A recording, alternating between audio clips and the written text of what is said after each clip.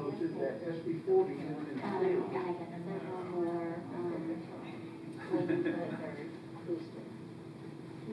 So I figure anytime I get any responses, to do the same. Yeah. Yeah. You know. Morning. We've been messed up. Morning, how you doing? Nothing to make it so. I'm gonna go.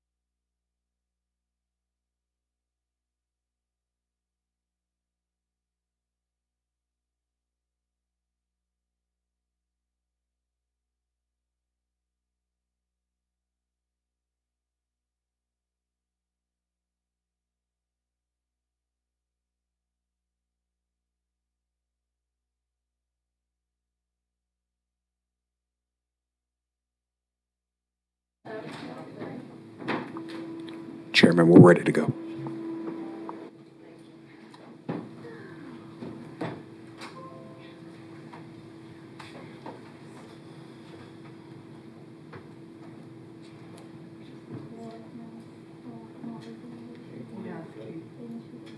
Good morning, everybody.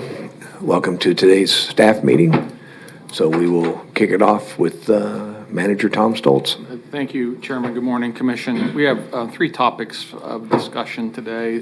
First, Justin Wagner is going to get up and talk about the revenue neutral rate policy. This is in preparation for our budget ratification tomorrow. It will be a little bit different this year because of some new state rules, and so Justin will cover that.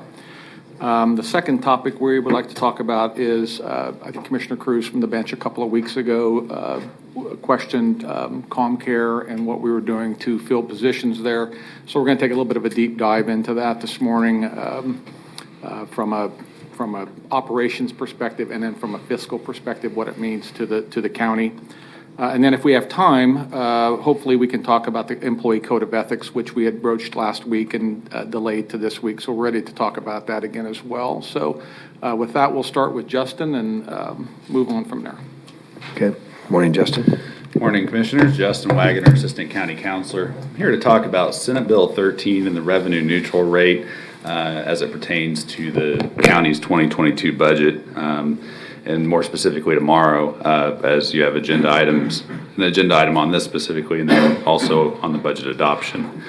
Senate Bill 13 was passed during the 2021 legislative session. It applies to our 2022 budget adoption process, and it pertains to, in particular, property taxes, ad valorem property taxes.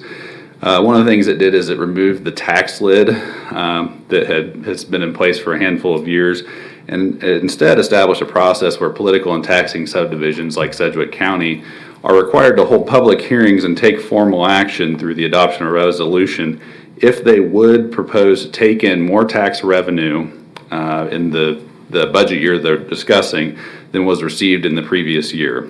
And as part of that, one of the key definitions, I'll use the term revenue neutral rate, and I'll just give you what I think is the plain English definition as opposed to what's in the statute, means that the mill levy at which the county can assess property for the 2022 budget year and collect the same tax revenue as for the 2021 budget year.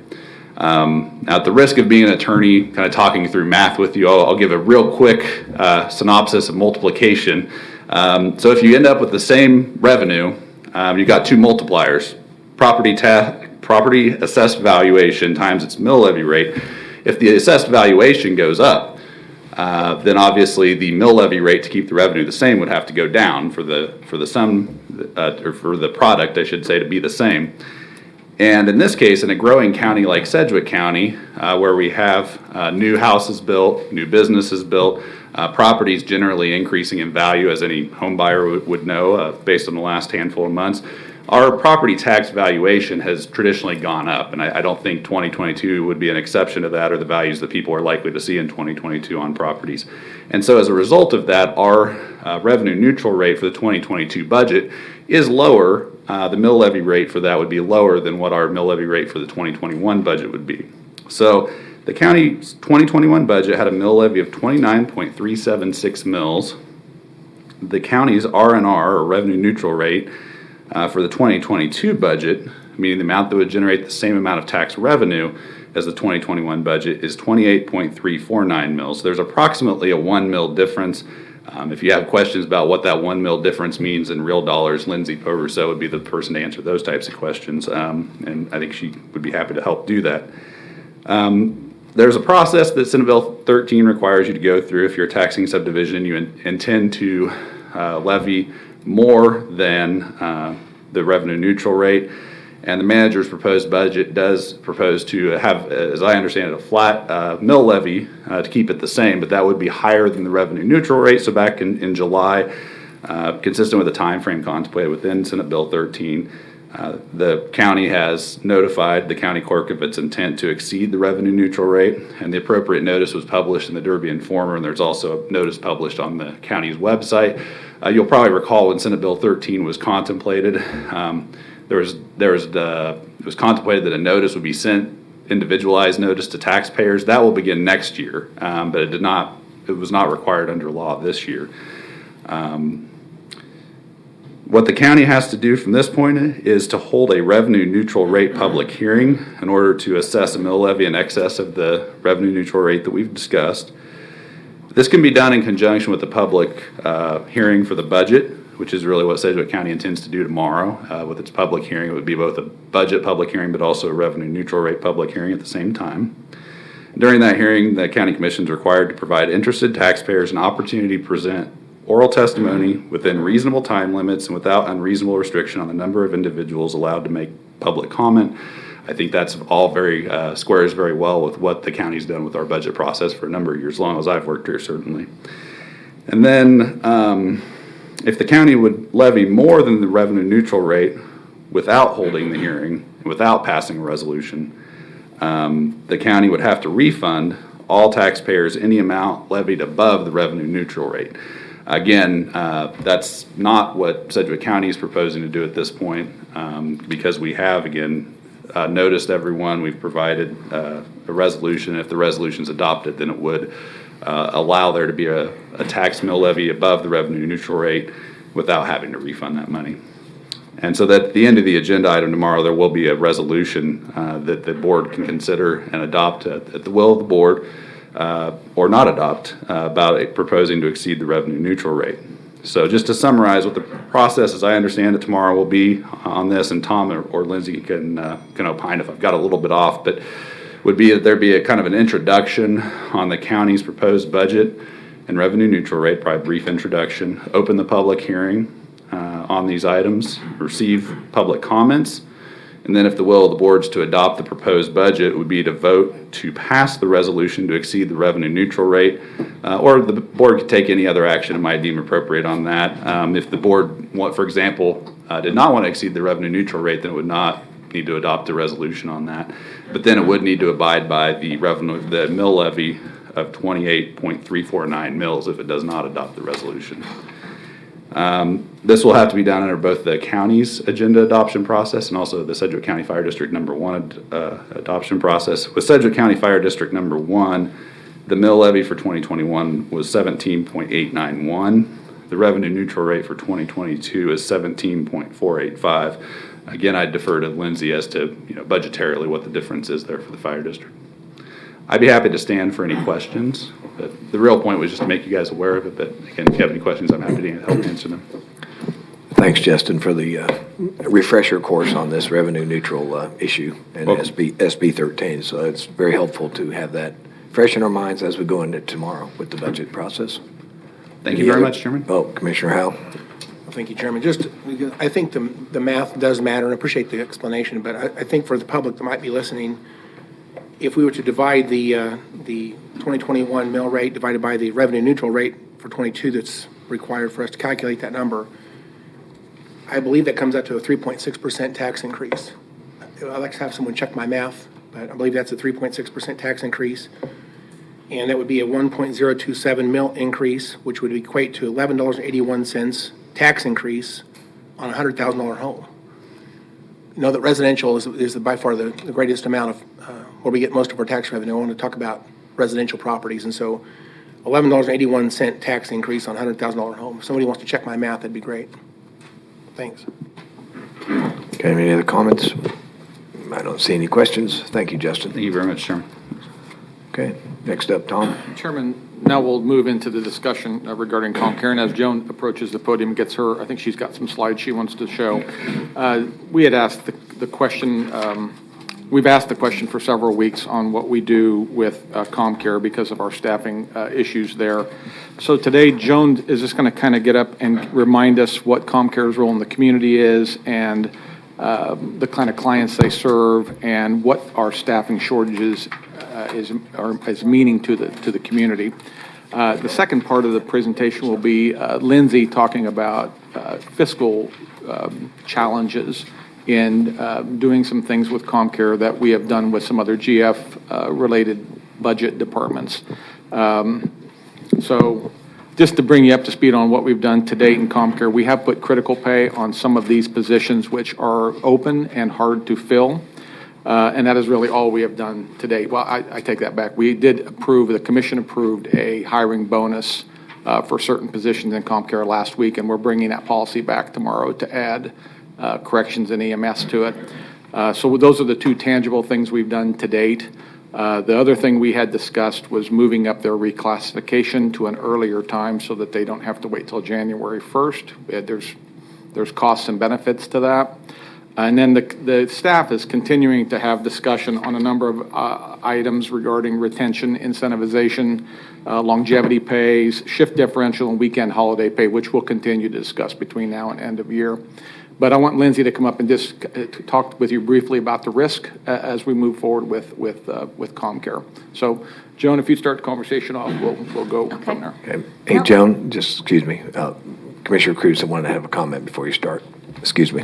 Commissioner Cruz? Thank you. I just wanted to, Tom, you mentioned at the beginning of this that I had concerns about Comcare. Well, you said I questioned Comcare is what you said. I'm sorry. I just want to make sure that we're all clear that I am not questioning you. I am concerned I'm concerned for your department, which is why I'm glad we're having this conversation today. So this is not me questioning anything you're doing. This is me wanting to make sure that we all understand really what's going on and how we can help. And I appreciate that. I knew that. Okay. But I appreciate for any staff or others watching that words matter and what we say matters, and I'm mindful of that as I'm speaking today. So I'm going to share some information in a little while that I haven't yet shared with my workforce. So I want you guys to know that you're getting a sneak peek at some survey findings that I will be sharing with my entire workforce. So I thought I would start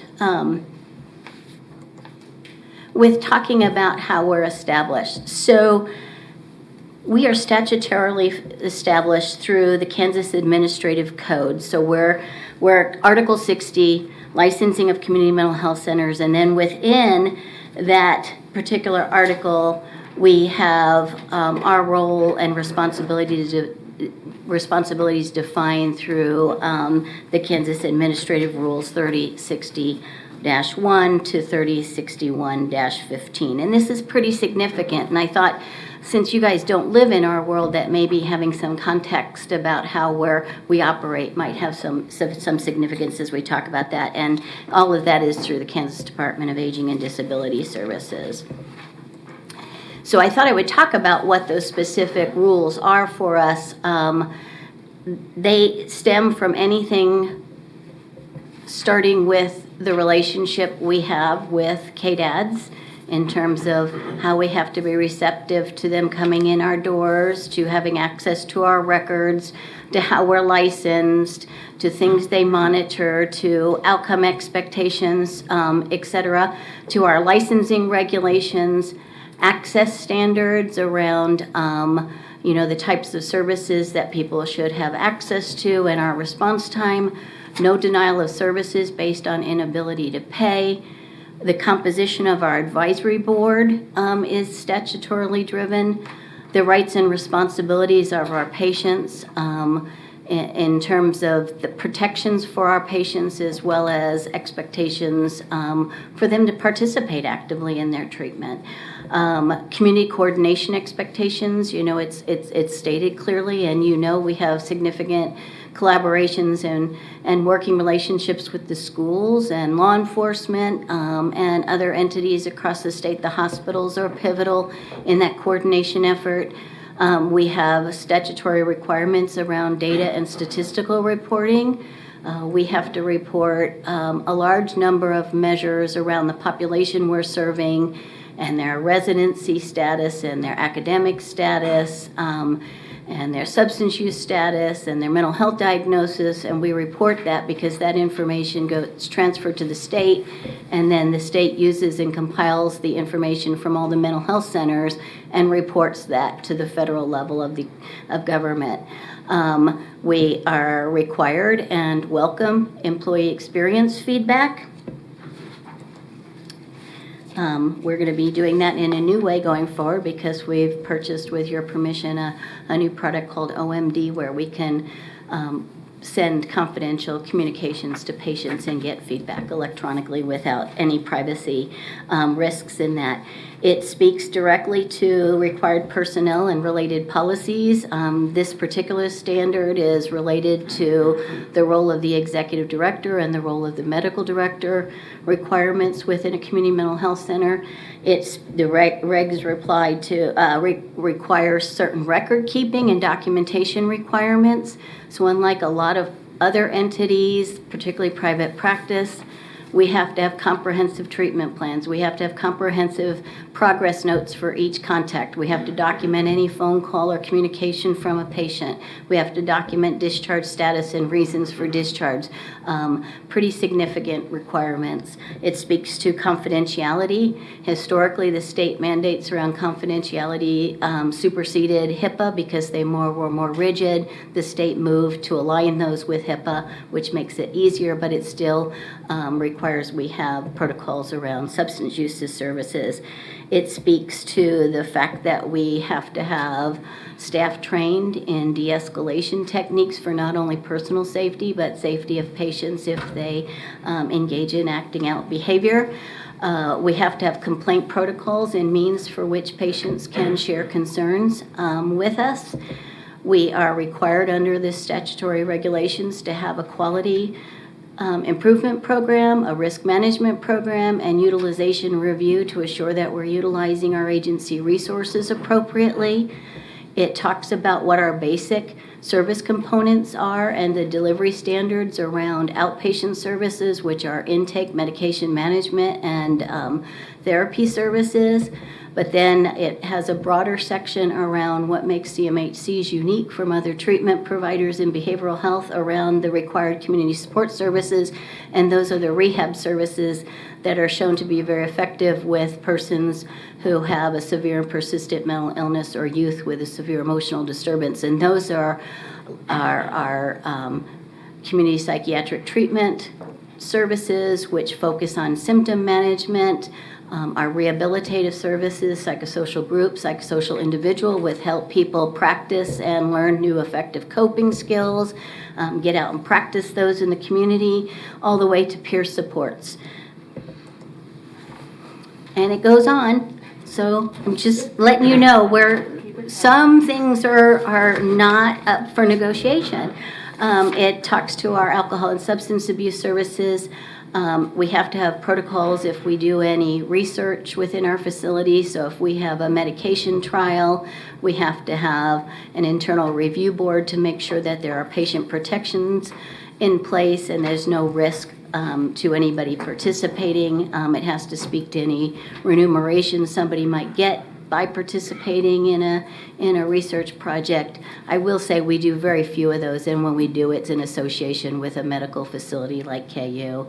And it also talks around the other pieces that are really unique is it speaks to our contracts, but it speaks to our screening requirements and our liaison services. So we have screening and liaison services around state hospital admissions and discharges, pre-release activities for people in the Kansas Department of Corrections that are returning or coming to Sedgwick County upon release.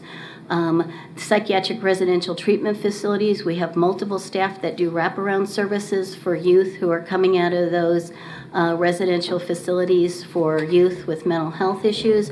And then we also have liaison and screening services for nursing facilities for mental health, known as NFMH. So we have a lot of requirements around our community mental health center work. I do want to share that we're a part of a statewide system of care. There are 26 community mental health centers in the state of Kansas, covering all counties within our state. It's shared governance between state and counties. We're charged by statute for providing the community-based public mental health services safety net. And this safety net is a financial safety net, so it's serving people regardless of ability to pay. It's not only the full array of outpatient services, but the comprehensive rehabilitative services, and we are accountable through our contracts with the state to citizens served, county officials, the state legislature, the governor, and reporting responsibilities at the national level with the Centers for Medicare and Medicaid Services. So you think our obligations stop there, but they don't. So we are also a certified drug and alcohol substance abuse center, and just like the CMHC regulations, there's a parallel requirement or set of obligations that we have to sustain and maintain on that side as well. We have licensure visits every 2 years to make sure that we're in compliance with the expectations for both the CMHC and as a substance abuse provider. And I want to take a moment and brag on Comcare, because we're seen as a leader throughout the state, and we're often asked to provide technical support to other CMHCs. So despite our challenges, we're still trailblazing and important in the statewide system of care. But we're not through yet. So we're also responsible for complying with the Kansas Department of Health and Environment Kansas Medical Assistance Program, fondly called KMAP, which defines our service definitions and associated fees. And within that and our state contracts are what the service definitions are, as well as CMS, which is next. These all tell us what requirements we have to have in terms of staffing, the credentials of our staff, the disciplines of our staff, the degrees for our staff, and the licensing, state licensing requirements for each of our licensed disciplines.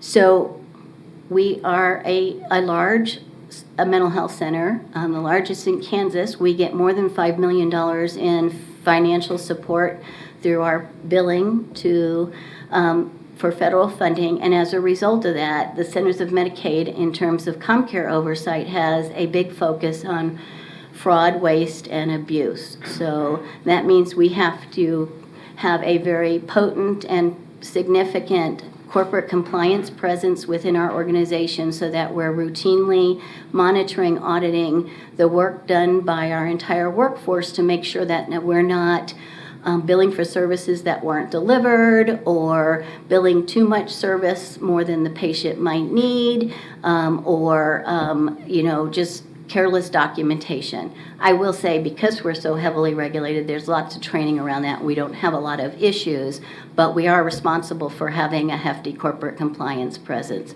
And in response to that, we also have a code of conduct that applies to all of our workforce. So lots of people, so I know it's kind of, I'm trying to give context as we talk about why we're a little different and why we're having some of the struggles we're having. In our world, we have to know the service code for every service delivered. So that might sound like, okay, so you have an event and you code it and you bill it. It's not that way. You have to bill it down to the time frame it's delivered. So our staff, if they deliver individual therapy, have to know if they're delivering it for 30 minutes, 40 minutes, 50 minutes, 60 minutes, and each one of those has a different service code that we bill to Medicaid or Medicare or a commercial insurance provider. And then we have obligations to Comcare, which are the 3 managed care entities in Kansas, Sunflower, United, and Aetna. All of our contracts have compliance and auditing requirements, so we're frequently providing records to these entities for them to review and provide feedback. Another brag moment, we get positive feedback. It's rare that anything is identified as an issue. Same with commercial insurance. We're a downstream entity for them, and thus corporate compliance responsibilities, again, fraud, waste, abuse, training, oversight, monitoring, auditing protocols are all complementary of our contracts with those entities. So we are specialty healthcare. People don't necessarily see behavioral health as healthcare, but we are specialty healthcare, no different than cardiology, neurology, or anything else. We're heavily regulated, and again, we're known in the commercial insurance and the Comcare world as being a benchmark organization. They always tell us that we have strong policies and procedures when they interact with staff, that staff understand their obligations to our contracting sources, and so I'm really proud of our workforce and everybody's effort to make sure that we stay in compliance and that we generate positive findings with our audits. So why is this important? Well, it makes us unique. It makes us unique in terms of the type of persons we serve, the population. Our focus priority population is adults with severe and persistent mental illness, and then youth with severe emotional disturbances, both of which are long-term chronic mental health conditions. While recovery is possible, there are ebbs and flows in those diagnoses, and our people experience ups and downs their entire life with their conditions. We also serve people who are not in that category, but those are typically the patients that come with a payer source or who can pay for their service. So I want to make sure that people recognize that we are part of the continuum of services in Sedgwick County, but we're only one piece of it. We're not the whole picture, and we're often the underfunded part of that healthcare system. That's a privilege. With these obligations, we're also defined in statute as the mental health authority for our county. And by being designated as the mental health authority for our county, it allows us to access funds from the state and pass through funding from the feds via block grant dollars to the state. I didn't mention block grant dollars, but block grant dollars are typically targeted to services that are less prevalent, so it's peer support. It offsets some of our costs for our medication services and also some of our intake work. So despite the fact that we have challenges, we are also a good community partner and critical to other county departments in their execution of their work, and then also many other organizations within the Sedgwick County and local region. But our role and our funding and the way we're regulated and the amount of administrative oversight and sometimes significant administrative burden, we can't compete with other people in the community. And add to that, our population is complex and high need. I was struck Friday because I watched your special meeting Friday afternoon with the veracity of the emotions that surfaced. And I just want to share that our population, particularly when they are using substances in addition to their serious mental illness, our staff experience that kind of outrage and response on a daily basis. So I'm sharing that because I want you to understand the context of the environment our people work in every day. Okay. So, in addition to being the community mental health center with all the required services, we're also, like I mentioned, a good community partner in that we're innovative too. We don't just sit. I mean, scope, I know, Commissioner Cruz, you've wondered what criminal justice alternative programs have been created. Well, SCOPE, our Sedgwick County Offender Assessment Program, is one of those diversion programs that was established through this Criminal Justice Coordinating Council, or CJCC. And it was very effective because it tackles the low crime, the low acuity crime, the nuisance crimes, and works with that population to keep them out of the jail or keeps them from going back into the jail. We've expanded crisis services to fill community gaps, and that continues to grow and expand. We've got the partnership at our crisis center with SAC, and historically we've had a collaboration and a co-location project with Grace Med. There's still a facility located at our Amadin location to provide for quick and easy access for our patients who need primary care services. ICT1, and then a new program we're getting ready to roll out, Comcare and South Patrol Policing. We're going to be adding a clinician to their site to provide that clinical support when they're working with high utilizers, but also using their system to data mine and try to figure out how do we intervene differently with people who are routinely intersecting with law enforcement versus getting treatment in a more traditional way. We're just starting to recruit for that position. So a reminder from our budget slides, our funding breakdown or our revenue breakdown, you could see that the bulk of our funding comes from Comcare grants. So those are our contracts, those are our fee-for-services from the managed care companies, insurance companies, everything other than the special alcohol and drug program. We do get some housing grants that equates to about 2%, and then we have two general funds with the county, Comcare's general fund and the county general fund for approximately 10%. So equivalent to that breakout of how we receive our revenue is the breakout on how we fund our positions. So the bulk of our staff are funded through our revenue fund, which again is our fee for service, our contracts, and those, and our state dollars for the under and uninsured for the staff. Some of our crisis dollars we get from the staff. The state, sorry, not staff.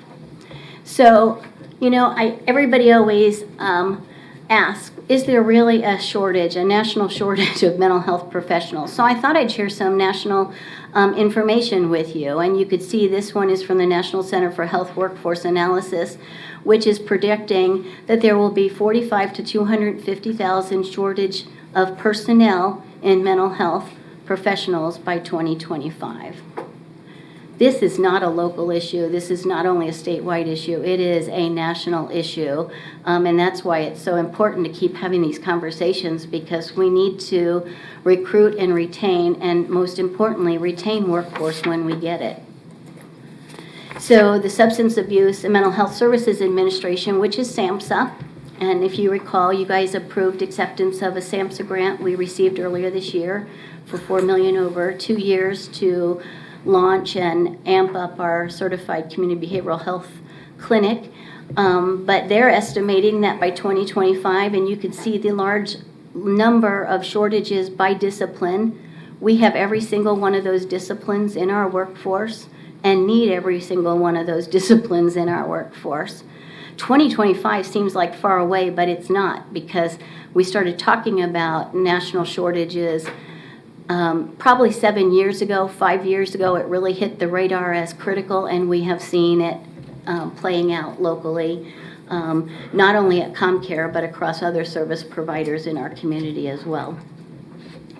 So then the National Council for Behavioral Health, which is now renamed the National Council for Emotional Well-Being, that's our national trade organization. And you could see that they've indicated that there'll be, not only will we have those shortages we just spoke about, but there will be a needed increase by the following percentages by 2030. So you add all those shortages plus these 20 to 30 to 40% increased need to meet demand, and you could see that the issue is pretty salient, and it's on our minds every day, and it's on the minds of our workforce every day.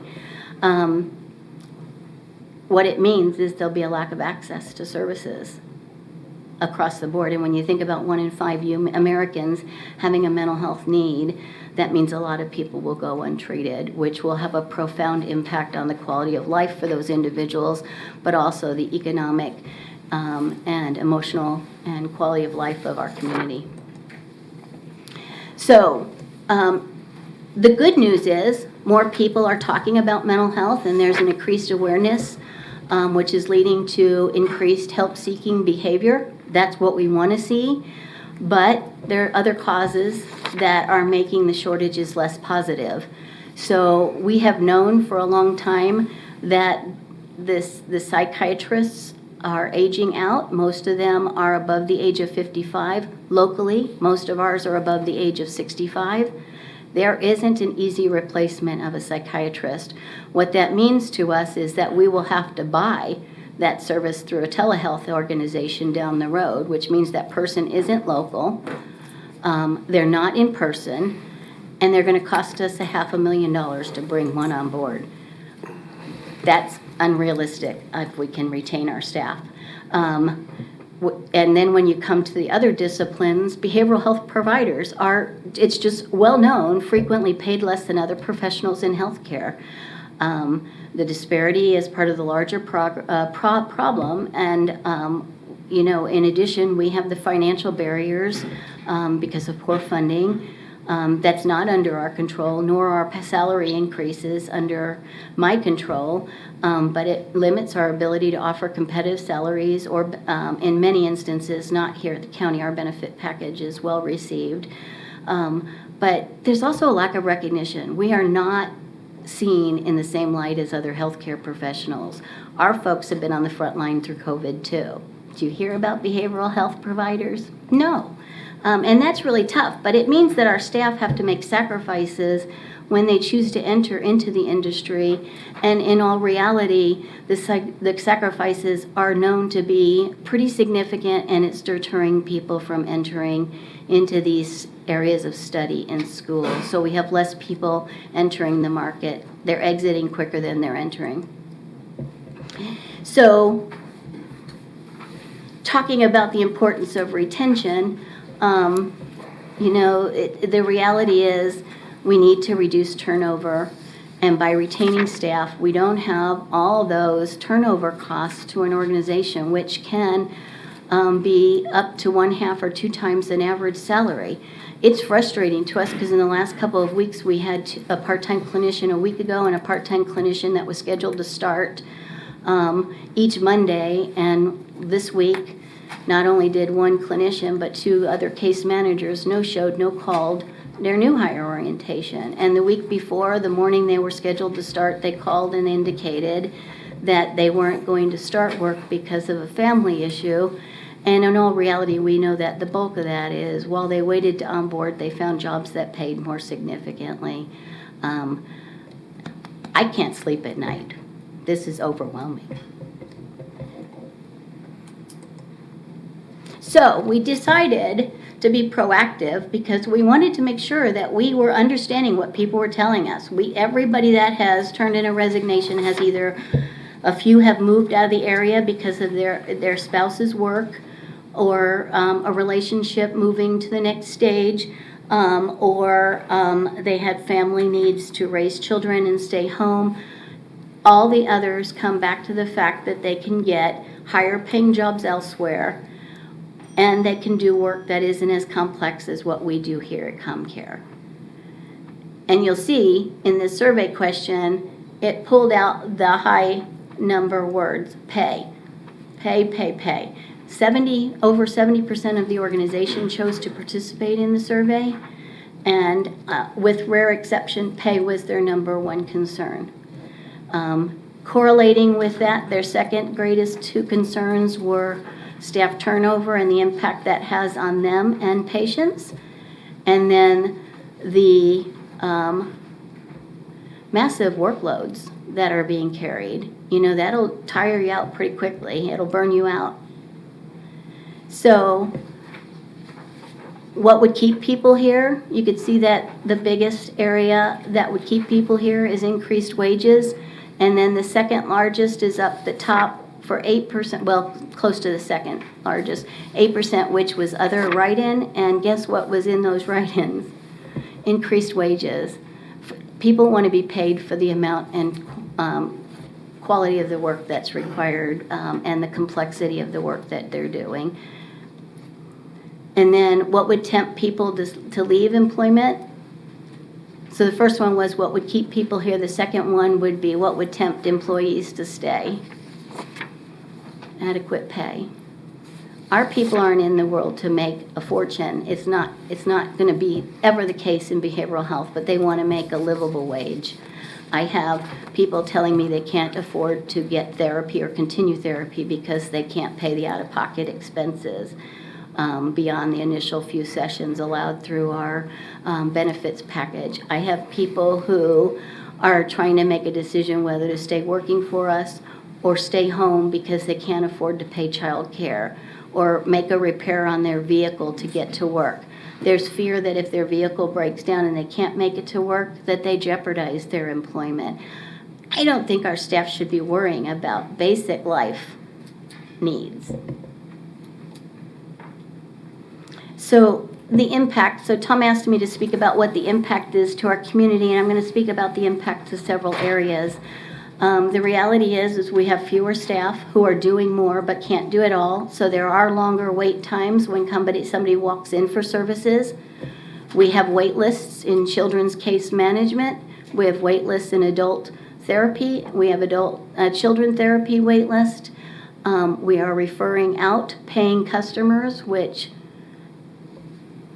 is a double-edged sword. I mean, we want people who can to get services, but at the same time, it's like we're going to be only serving the uninsured and such like that. Our community partners are disgruntled because the wait time for us to complete a screen in the hospital to get somebody to the state hospital isn't immediate. It could be a day or two. For us to complete a screen for one of those nursing facilities for mental health, we have up to 7 business days. We're hitting that 7 business day. In the past, we could have done those probably in 1 or 2 days. When we can't see everybody that's discharged immediately from the jail in a timely way. We serve that need for the detention facilities.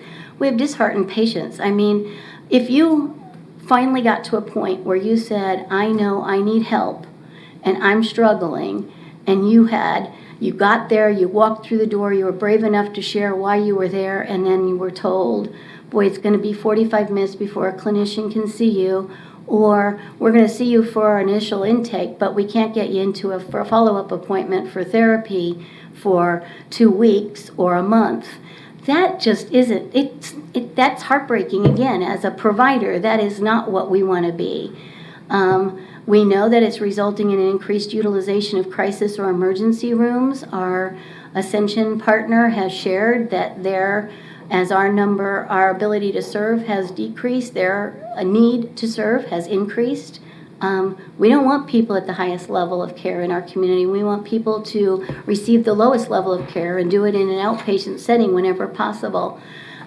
We would like to do mobile responses in the same day, if not the same hour. Sometimes we have to schedule those 2 days out when we know we have staff on duty to do those.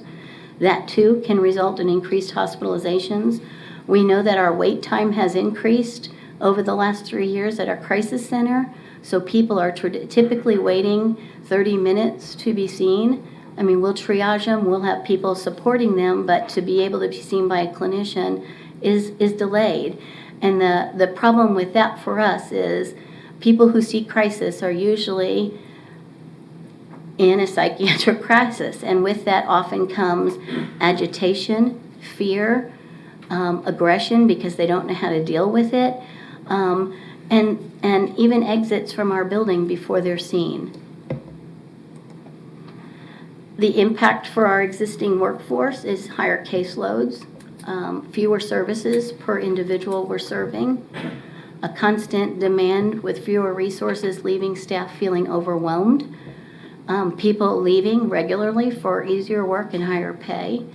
I mean, when you can go and work at the school and earn 50 plus grand a year and work 9 months and refer to our providers for those treatment services, who would fault somebody for making that life choice? It increases their ability to have work-life balance, but it also is life-changing in terms of the economic impact on that family. I worry about perception. You know, people will question and judge why our staff are leaving when we know it's a pay issue. There's diminishing pride. Our staff have to look at what is good enough versus what they want to do and be well done. Over time, that leads to a sense of job dissatisfaction. And we all know that you can look out any window and see help wanted signs with starting wage at $15 and above at things like Target, Hobby Lobby, etc., where people can define how many hours they want to work and when they want to work them.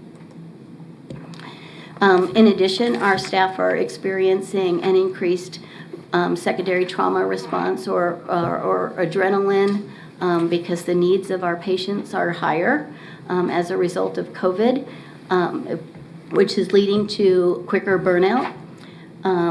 We are also filling vacancies, exits by long tenured or skilled and knowledgeable workforce with new graduates who have the passion and the will to do the work but do not have the skill set or knowledge yet to feel as confident as they could doing the work. Training is a constant. That's all our supervisors do. Management at all levels of the organization are unable to spend quality time on program development or provide clinical oversight because we're filling gaps, covering positions, and increasingly providing emotional support to our workforce. We have unfilled shifts, which it takes a constant effort to cover, and the sense of urgency is unrelenting. It's just a pace that can't sustain long term.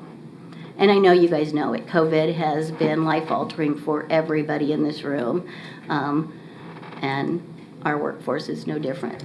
The implications financially, we have costs associated with the constant onboarding and turnover. We're leaving money on the table because we can't bill for services because we don't have the workforce to deliver the services. Our IT team is constantly monitoring our technology inventory. All of our staff have computers and laptops and devices to do their work in the field as well as in the office, and so setting up and removing security access is a constant challenge. For our HR staff, there is cost because our staff are frequently filling out forms to remove people from the staffing table or to add people to the staffing table. And I know Sheena wouldn't disagree, but our processes are not easy. There's a lot of steps, which means a lot of hands touch that. So it's my workforce that's touching that. It's finance workforce that's touching that. It's HR workforce that's touching that. It's a lot of time and effort going into that additional paperwork. We have to do background checks. While $20 doesn't seem to be a lot, you do it 100 times, 200 times, it starts adding and taking away from other opportunities to use those funds.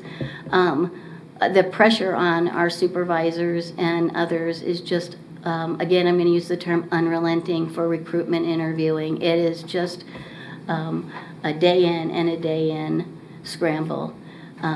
We're also financially unable to draw down all our grant funds, which for me, we get these dollars from the feds and it's $4 million. I'm not going to be able to spend that. So we're going to be leaving that on the table. We're going to ask for an extension for another year, but it's likely that we won't get all those funds.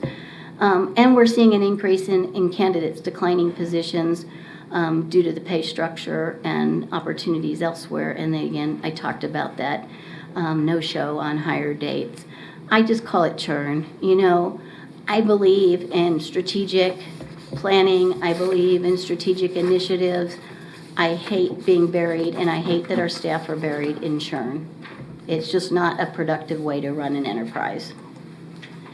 So the reality is we know that this isn't a leadership deficit. That's an easy solution to say, well, we just don't have good supervisors, we don't have good leadership, but that's not what our staff are telling us, and it's not what the market is telling us. This isn't a new development. I've talked about it many times. We need help. I mean, that's just the bottom line. We're not competitive. Our system is slow, and I'm not saying that in a judgmental way, but we have a lot of checks and balances. We have a lot of processes. We have budget one time a year, and so things are slow moving, and unfortunately, the world is at a much faster pace, and people are making decisions about career goals at a much faster pace. They don't want to wait a year to know that they have an opportunity for a financial increase or salary adjustments. It's critical we address it. It's devastating. I mean, we continue to do more with less. Through July of this year, we've hit 82% of the number of individuals served last year and are on pace to hit the numbers we had for people served in 2019. But we don't have the same workforce numbers. So our opportunities, I think this is important to understand too. Our crisis expansion is in the CIP recommended budget tomorrow. That is both exciting and frightening because we need to resource the crisis center when we do get that up and built. 988 goes into play on July 2022. We are a lifeline center. We will be taking those calls. We have initial prospective payment through the state to add resources to answer those calls, but we need to continue to fight legislatively for ongoing funding. The biggest news in 30 years in mental health, community mental health centers, is that this legislature this year passed Certified Community Behavioral Health Clinic certification expectations. Comcare is one of 7 centers in the state, six centers in the state that hopes to certify as a Certified Community Behavioral Health Clinic in May of next year. To do that, we need to meet all the expectations and requirements of those new regulations.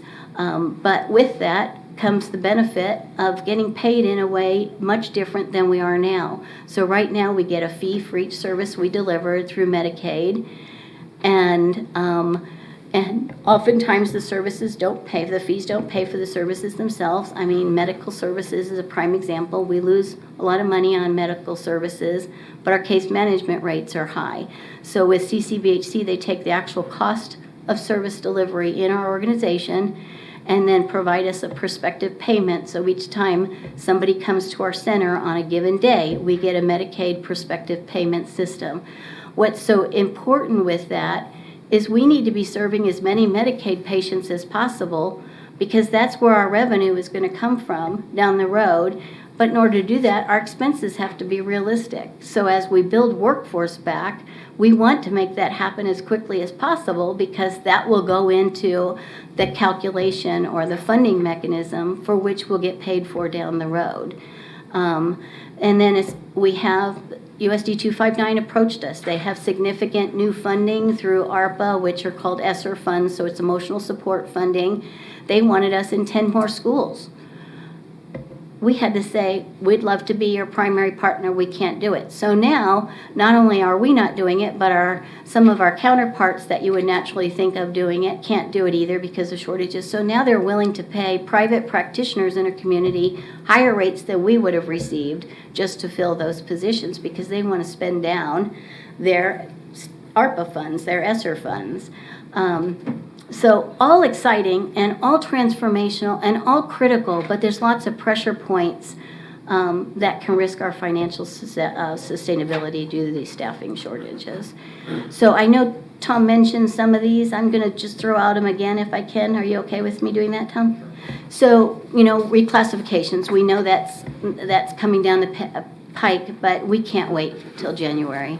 I can't wait till tomorrow. I need people. I need people who are committed to the populations we serve and who want to be public servants.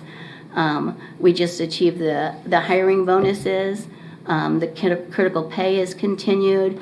We need to make sure that shift differential is significant enough to incentivize people to work those off-hour shifts. A lot of people don't like working overnight, but we have 24/7 services, and a lot of people don't like those split shifts in the middle of the day to the evening hours. Shift differential is critical. We also need to increase the part-time pay. We rely heavily at Crisis on part-time employees to cover those after-hour shifts in addition to permanent positions. I know there's a lot of instability in our enterprise right now with critical pay and with hiring bonuses, and people feel like they're being left behind. So we need to make sure that we remember retention strategies or longevity options for people who have stayed with us and will continue to stay with us. Our staff report interest in improved employee wellness opportunities on site, where they could do it and take a breather after a difficult interaction with a patient or a family member. That will help us address some resiliency and burnout. It would be awesome to have an employee recognition fund by department. We're no different than private sector. Our people want to be appreciated and recognized for going above and beyond or doing a good job. Our staff report limited opportunities to interact with each other across Comcare, but even across the county. So if there's some additional engagement activities for employees, for us, our staff accrue significant debt. So anything related to scholarships, tuition reimbursement, loan forgiveness for people working with us has value. I really want to encourage us to revisit low bid practice for purchasing security. We get what we pay for, and our staff don't always feel like there's that security support in our facilities. Some staff have suggested things like, you get an additional 3 days every 5 years. Wouldn't it be nice for emotional well-being and time off to maybe add a day every year versus wait until you hit that 5-year mark in terms of a longevity benefit? And my hope in being here today is for you to recognize that we do have staff making sacrifices, and I'm just here for hope. We have a lot of pent-up pressure, and we need to release that. So we need every arsenal possible in our recruitment and retention strategies. These are things we know we can do, is we can revisit our onboarding protocols to more effectively individualize how we orient and skill up new employees. Everybody isn't coming out of school with the same skill set.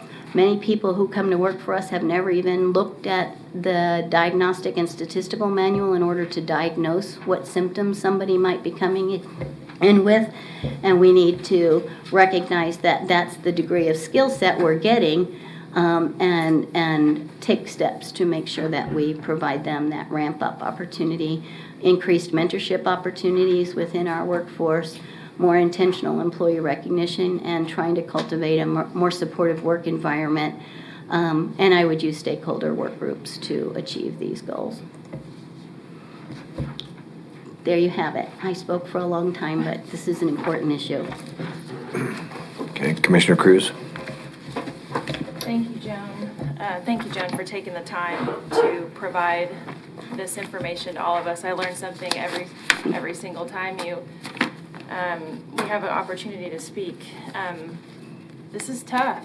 I'm glad that we're all sort of getting the lay of the land, because we have a lot of work ahead. I mean, we've seen a pandemic, and now we're going to see a mental health pandemic, Yep, right? yep. So a couple of things, I'm just really curious to hear what my colleagues have to say about this presentation, but a couple of things I just wanted to ask about was, since some of these positions are so, I mean, it takes a while to get your certification, your education level. You know, I wonder if, I know that we're doing some mental health and first aid training, if there was a way, like my sister-in-law just took it, you know, recognizing family and friends who are struggling, just putting out some sort of community awareness, and I think we probably are already doing that, but encouraging people to get that training to recognize so that it doesn't get to the level of needing to come to us, which it might, but I wonder what are those low-hanging fruit kind of things that we could do that might make an impact. I don't know, that's one. Yeah, that can make an impact on the community. It makes people feel more empowered to help others or recognize when their neighbor or a family member is struggling. Yeah, we can work with communications to get more communication out about Maybe that. just, and I know that's not going to solve your problem, so I'm saying that is. But the other thing is, you know, Representative Bishop she's no longer at our Kansas State Legislature, and she was a fierce advocate for tuition reimbursement. She had done a lot of work in that regard, and so I hope that she'll still kind of counsel us in that realm, but I hope that we can add that to our legislative platform as something that is really important for us to determine a way for us to see some movement in that area, because, you know, that's a huge thing for us if we could get people to stay here. Oh, absolutely. Talk about continuity of care, you know, Yep. it's so vital. Yep. It's just concerning that, you know, people are, especially in this time of COVID, you know, going to our ERs to receive mental health help because, you know, they can't get it from their community mental health center. So the last question, I believe, I have two more questions. Tom, is the $15 million that we allocated for our workforce to receive for ARPA funding, does that include any of our Comcare professionals? It does some. Those that had to come in and be forward-facing, it will include some and some others not. Okay. So we're including every single person that can be included Yes. with that? Yes. Okay. And when will we be given the briefing as to how that money will be allocated, and is it enough? Lindsay will hit the podium here in a little bit, and she just put a timeline out yesterday that I'll let her talk about, but that is imminent within the next couple of weeks, and she'll go through that when she goes up to the podium to talk about the fiscal end of this. Okay. The other thing was, on slide 21, you talked about what would help people stay, and you talked about the 63% of increased wages, but I did notice that actually the second bullet that was below that would be a healthier work climate. Yes, and that's related to having more employee wellness opportunities and a better work-life balance. Okay. So where are we, I requested, you know, we have Impact that our employees can take advantage of. They have 3 free sessions. Where are we at with the 12 sessions that I had asked for us to consider? Say what? Thank you, Sheena. I know I'm putting you on the spot. No, Commissioner Cruz, we have bid opening today on the RFPs that were sent Great. out. Okay, Yep. great. Thank you. I know that some people might need to see more than once a month, but at least maybe that's an option for our employees. That's all I can think of right now, Chairman. Joan, I appreciate what you do and the long hours that your staff work. A couple have reached out to me, and I just can't thank you enough for sticking in there. I know that this is tough. Yep, Thanks for being here today. thank you. And Commissioner Lopez. Thank you. Thank you so much for coming and laying this all out. I agree. Every time you come and talk, I feel like I learned so much that I might have had an understanding of, but not quite in depth. So this helps every time we get an opportunity to talk with you. I do have a couple of questions. One thing I've been thinking about, just in the healthcare arena.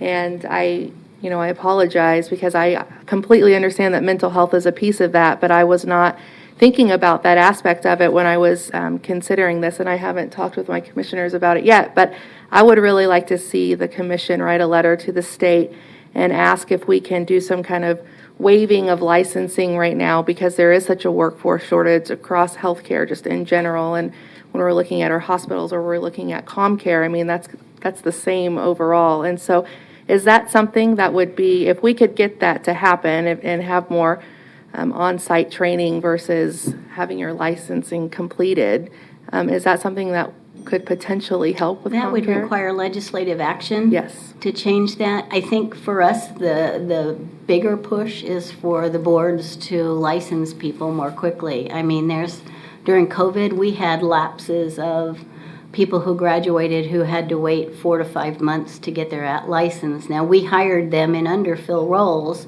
and lifted that underfill once they got their license, but it's impacting people's livelihoods again, if they can't respond quickly to those. I think they're getting better, but that's a big need.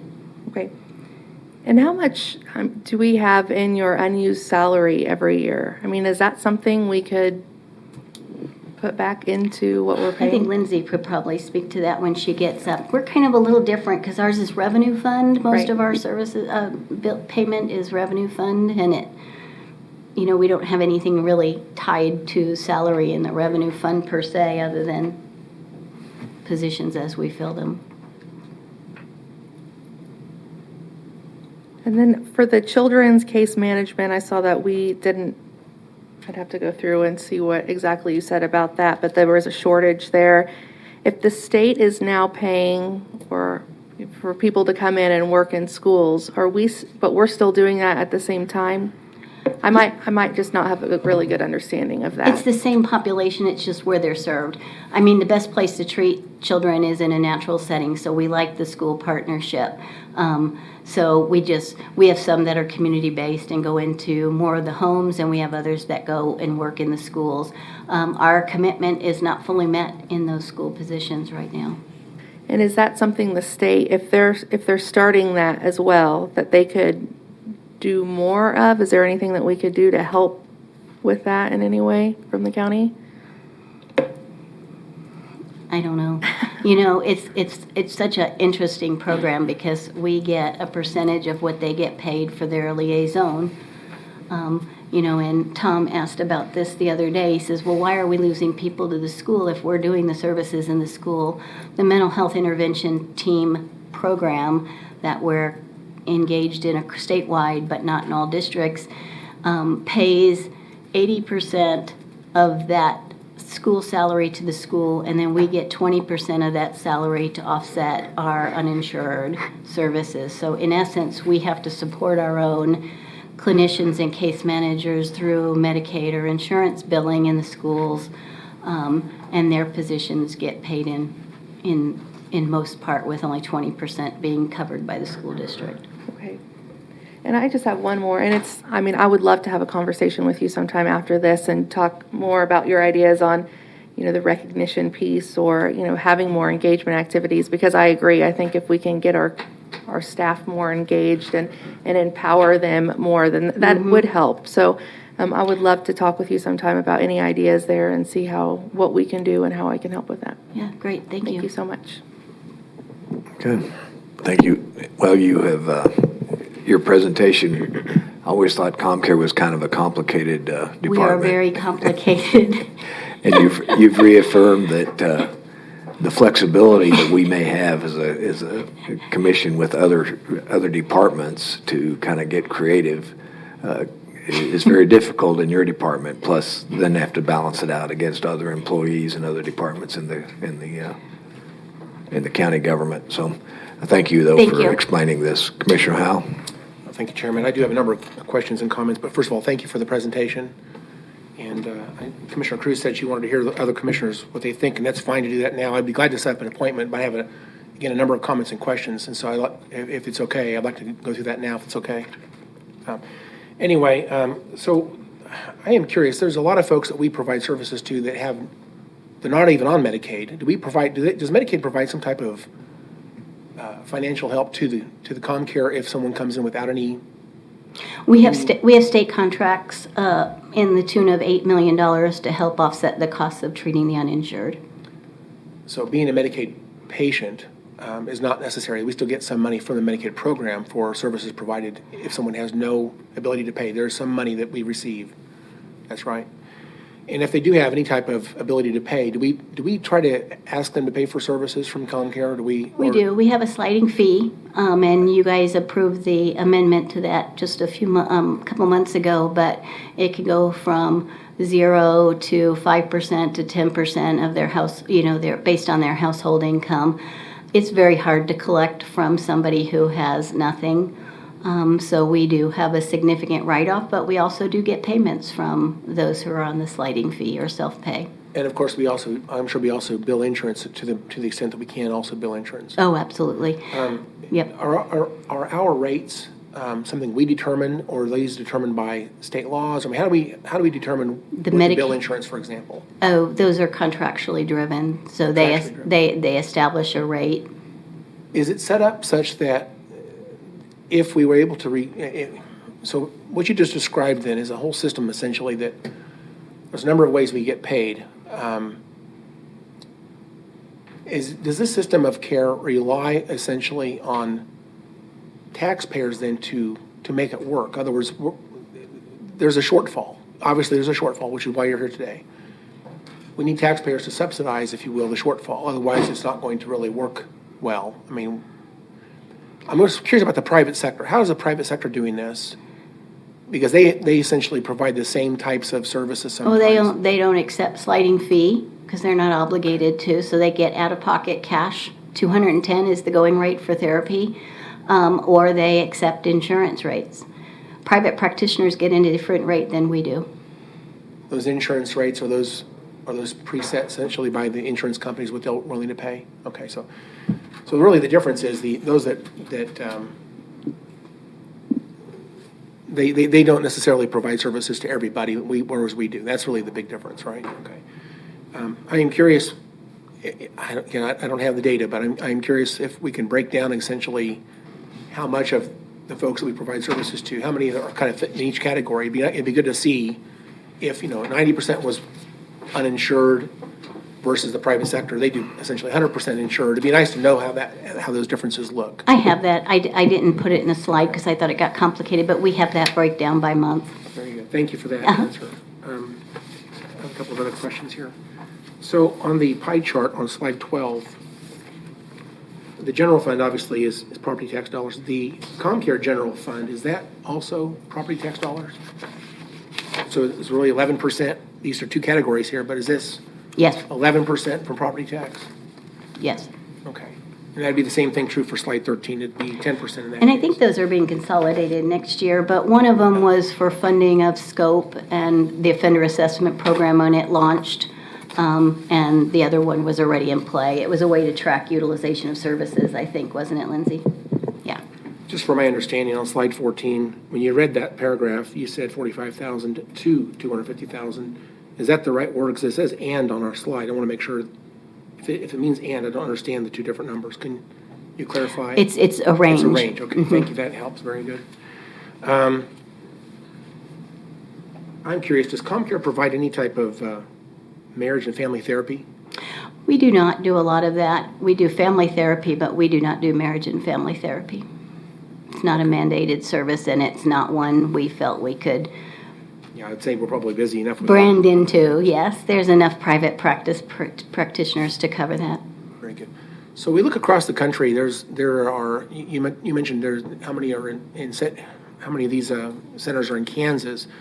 Nationally, there must be a lot more. I'm curious. Do we have a community that we would look to and say they are we would like to be like them? They are setting essentially the standards on what we want to be like. Yes, and it all comes down to becoming certified as a certified community behavioral health clinic, because the rate structure for payment is so drastically different.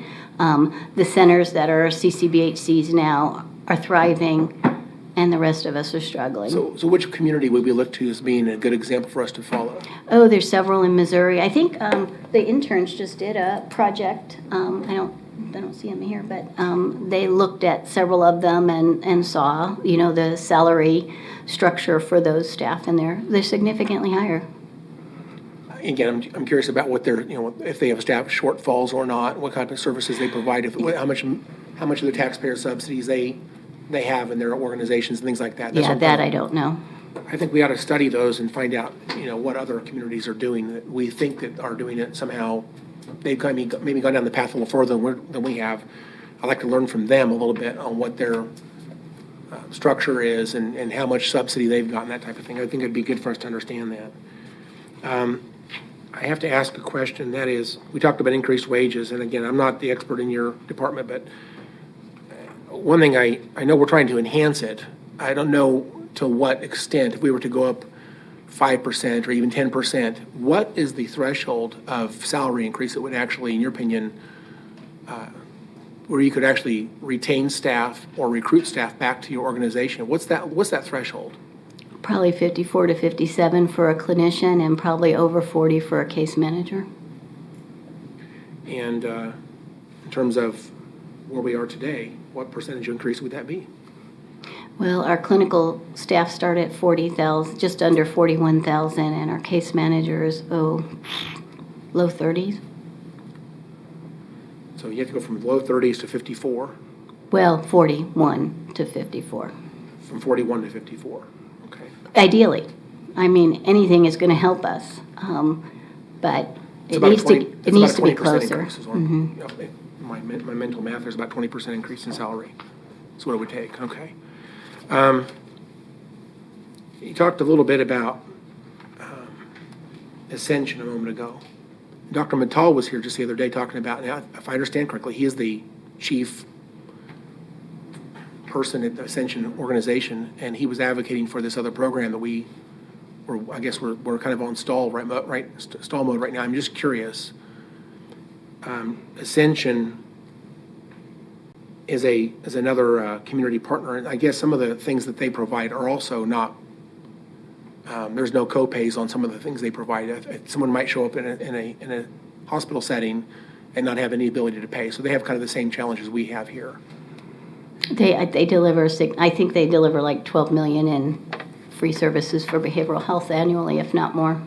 Do you know whether the government provides any type of support to them to help? Not that? for behavioral health. They just write that off, so to speak, and push that on to other payers? Okay. Yeah, okay, that's good. I'll just make this is more of a comment, but I think one of the challenges we have right now, I don't think we had 2 years ago, and that is our labor market is really upset by COVID, and I think we see this everywhere. And I think we can debate a little bit on whether this is a consequence of the unemployment insurance programs we've seen. There's some debate on that, but I think every industry, even across other parts of the county organization, we're seeing challenges with labor, and it's everywhere. So let me ask a question. This problem we're describing today, when did this begin for Comcare? I mean, you go back to 2019. Can you quantify the challenges you've had with staff even back in 2019? Well, the difference between 2021 and 2019 is we don't have a pipeline of candidates. We always had applicants. We can go months on certain positions. We've had positions open, and some positions open for years. We just never had that before, so that's the change. Is the pool is much more limited now because there's more opportunities for our workforce in the community. The landscape has changed. People like our workforce. Our workforce are kind and caring and giving members of any organization. So the schools have escalated their recruitment. The managed care organizations all have sites here in Wichita, so they've taken advantage of the pool of candidates we have here. It's just more opportunity for the people we try to recruit and retain. So for someone to become pipeline challenges. So for someone to become a therapist in the Comcare system, is it require 6 years of school? Well, they have to get their undergraduate, and then they have at least a graduate degree. So yes, additional 2 years plus a practicum. They have to do a full year placement, doing the work under supervision. Okay. Sounds a little bit like EMS to me, a little bit. So the 2 years of graduate school and a year of essentially practicals, essentially. Above and beyond the above and bachelor's. beyond. So what does that typically cost them to do that? Oh, 40 to 60,000, depending on the school. Do you know whether or not most of your folks there, they do this before they are hired, or they do this can they be hired on with a bachelor's and go to school and get their Yes, as a case master's? as a case manager. They couldn't hire on as a clinician. They can hire on as a case manager. One of the things that I would like to see a breakdown, again, you talked about a lot of numbers of openings, but I don't have a breakdown exactly how many in each. You talk about case managers versus therapists. I'd like to see a breakdown. How many case managers do you need? How many therapists do you need? That'd be Yeah, good to and see. you know, and I'm not even I mean, we're not even ever going to be fully staffed. If we can get an additional 40 to 50 employees, that would make a world of difference in our pace right now. And I would break that evenly between clinicians and case managers. I would like more than that, but if I can get 40 to 50, I'd be dancing in here next time I saw you. Again, I'll just, And I don't dance well. in terms of the comment about Target and Hobby Lobby, and no offense to them, but I think people, when they get a job there, they know they're not going to be there for a career. They don't think they offer, maybe for a few people, they do receive, full-time benefits, and they plan on being there for a long time. But most people, they don't look at those jobs as being a career, I don't think. But I think, Sedgwick County Comcare would be, in my opinion, a career-type job if they wanted to stay here and move up that chain. And again, we'd like to offer, I think we do offer good benefits, probably. I'm going to assume our benefits are better than Target, and that's more of a comment. And then let me ask I think this is what Commissioner Lopez alluded to a minute ago, but to what extent are we still placing, Comcare still placing staff in the schools? I know we have that program, but to what extent are we doing that still? We still have the same contract. We have 26 schools here in Wichita. We have 2 schools in Mays, and I think we have a couple schools in Valley Center. We're still participating. We're just stretching our resources across all those schools at a level that we've never had to do before. So we need to fill those positions. I'm just wondering, in terms of a management of our organization, I would rather place these folks in our own organization, fill our internal needs first, and then place them out there to the extent we have Same extra people that can population. do those things, but I would rather place them internally first. Have you thought about doing that? Well, it's the same population. It's just where we serve them. These people would be coming to us anyway. We're just serving them in their natural setting. Okay. Now I'm going to make a more of a comment. I've mentioned this to a few people before, but I think that the community understands mental health is a pretty hot topic everywhere across this country, and I think that we ought to consider a ballot question, because we can talk about $15 million for a campus, but there's going to be operations costs. We don't know what that's going to cost in the future. To continue just to use this through existing budget, in my opinion, kind of misses the opportunity for the public to essentially determine to what extent we're going to solve these mental health challenges in this community. And I think a ballot question that would, if you will, create a revenue stream for this purpose specifically is something we need to talk about as a commission and as a community. So I don't know that we're ever going to just use general fund, political debate each and every year to figure out how much we're going to throw out these problems, because I perceive we're never going to catch up using that process. The state's not going to do what we want them to do. And if we just simply find, $1 million here or $1 million there, I don't think we're going to substantially fix this problem. I think the people of this community need to be asked specifically if they want to create a revenue stream to deal with these issues. And I think that needs to be debated, getting that out to the ballot, out to the people. And so with that, I think that whatever we do right now, I don't think we're going to substantially solve this over time. I think whatever we come up with today is a bit of a Band-Aid. And I don't like that, but that's where I think this is going to be. And my final question, I think, is this. When we hire people in, if they have experience and skill set, that is, let's say they've worked in Salina, We move for exceptions. do you put them in, you insert them into your organization where they belong in terms of their skill set and experience? Yes, we request an exception to the base salary. All right, thank you for the answers to my questions. Commissioner Lopez? I just have one more question or comment. For some of the other communities that our interns have done studies on to see how they're able to do what they do. Do they have Medicaid expansion? If Kansas had Medicaid expansion, would that help Comcare? Well, I think what it does is Medicaid expansion fills a gap, for sure. There's a population that isn't eligible, and it would make them eligible. Some states, yes. Some states are Medicaid expansion states that have CCBHC, so they get a double win, and others just have CCBHC. Okay, that's what I was curious about. Well, just please thank everybody that works for you and let them know how much we appreciate them. I'm sure that is a thankless job and is probably incredibly hard, and I can't even begin to imagine what these last 18 months especially have been like. So please just pass along how much we appreciate them and thank them for all the work they do. Thank you. Okay, Joan, I don't see any others, any comments. So thank you again for the presentation. And next, Chairman, I would like Lindsay, since we're going to have Sure. to move forward with the strategy, I'd like Lindsay to kind of make the commission aware of the complexities of this budget and some of the strategies we're looking to employ and maybe some of the risk involved in that. okay. Hi, Lindsay. Hello, Good morning. Commissioners. I'll go as quickly as possible, I promise. Joan has already hit on many of these topics. So first to address the ARPA premium pay question, and then I'll get into the details. But we are in the process now of working with departments to go back and finish some of the missing data, or maybe there was some conflicting data that got submitted. And so we're going through a cleanup process now with the goal of having a model on Monday. And at that time, we will know if 15 million is enough to do what we would want to do and try and hit all of those folks who would be eligible, or if it would take some different options. And the goal is still to bring that to the commission on September 8th for approval. But we would communicate with you in advance so that you're not hit cold that day.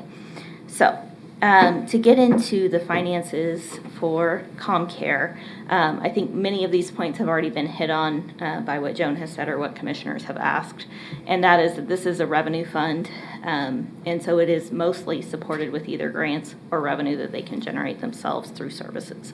And so what you have is a vicious circle where, as Joan says, if they don't have staff, they can't bill. But then if we increase our costs, we have a revenue shortfall to cover that. And if you recall about this time last year, out of this roughly it's a $40 million budget. They don't really ever come close to spending that much. But out of that, we got down to about $1,000 of fund balance because COVID did hit Comcare so hard. And so we were fortunate to be able to use our CARES funding to do personnel reimbursement for public health staff. Unfortunately, under ARPA, that is not an option. There is just simply no way to do that. And that was specifically written into the law. Now there are still opportunities for additional guidance to come out, but I'm not super optimistic that that's going to be an avenue that we can take this year. So getting into the issues, so for the critical pay that has been offered so far this year, there have been about 4 pay periods where that is hit. That's at about $100,000 total cost over those 4 pay periods. So if we look at how much that costs us for the year, we're around $325,000 for that critical pay status for the folks who are here or potentially come on board. As Tom mentioned, you all approved the hiring bonus last week, and hopefully that will do some good work, but we know that if we can't be competitive with that base pay rate, that may simply not be enough to get people in the door. One of the big conversations that we have heard throughout this year and then through next year's budget process, and I know I've heard different questions from each of you about this, is trying to accelerate what we're doing because there are so many issues that we're seeing in the organization, especially some of these core concentrated areas like Comcare. The problem becomes that those costs are significant. So if we moved the reclasses up for Comcare into this year, let's say the final quarter of this year, we're looking at additional costs of about $420,000 in this fiscal year, and the bulk of that, about $375,000, would be in this revenue fund. We are still working through the ARPA premium pay. We don't know what that will look like for employees, and so I don't want to make any promises or commitments today that would be misleading. The issue, of course, becomes that because we are having shortfalls in the fund, similar to what we saw last year, is that to continue to maintain this service or to increase costs to implement the things that Joan has mentioned, increases the liability that potentially the general fund will need to step in to support those costs. And hopefully when, I don't want to jinx anything, when Comcare achieves that certified community behavioral health clinic, I didn't screw it up, right?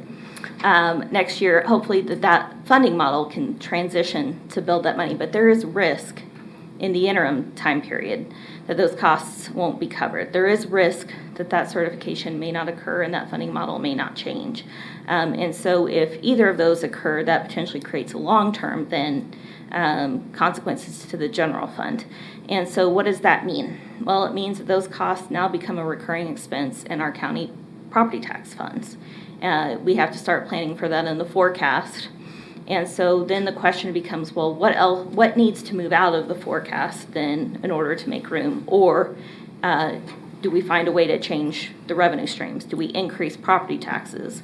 Do we try and find a way to increase fees to offset that?